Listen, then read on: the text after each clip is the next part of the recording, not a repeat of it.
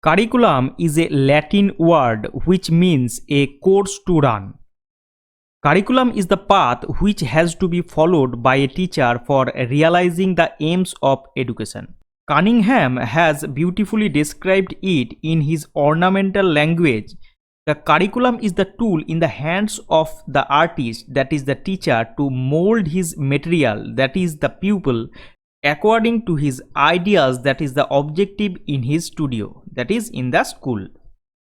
According to P. Samuel, the curriculum is the sum total of the experiences of the pupil that he receives through the manifold activities that go in the school, in the classroom, in the laboratory, in the workshop, in the playground, and in the numerous informal contacts between the teacher and the pupil.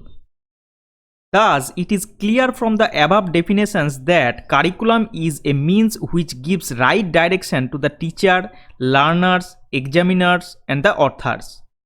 It includes learners' experiences in or outside schools, attitude, interest, and help the pupil to develop mentally, physically, socially, spiritually, emotionally, as well as morally.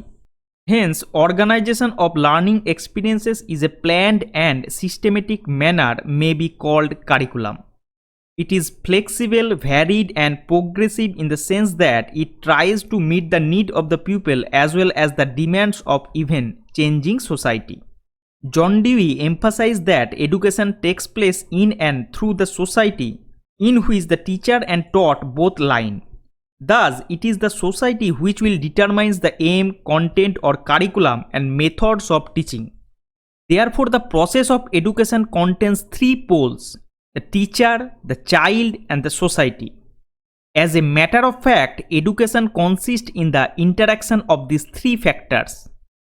Yet curriculum has a greater importance because without curriculum, neither the teacher will be able to impact knowledge effectively nor the learner will be able to learn anything correctly. Therefore, here we will discuss the various aims or purposes or objectives which a curriculum should achieve. The curriculum must have to make pupils capable of understanding their national heritage and having faith in it.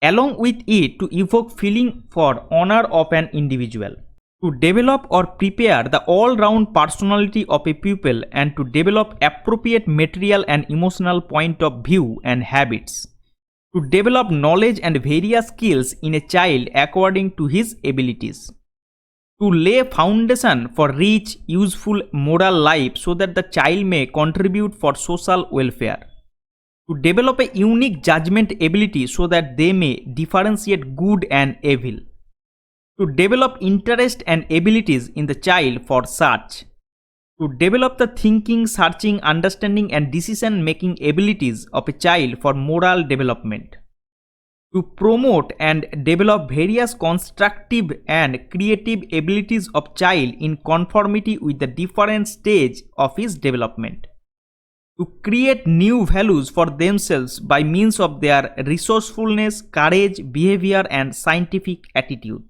to indicate aesthetic expression and appreciation in a child, to develop appropriate social and economic relations so that the child may lead life in family, school, and society, to develop vocational skills and to provide the child knowledge of economic relations of human society, to promote international outlook and a sense of international brotherhood in the child, to create and develop faith in the child for Indian Republic and feeling of pride to make him aware with citizens' rights and responsibilities. Now try this.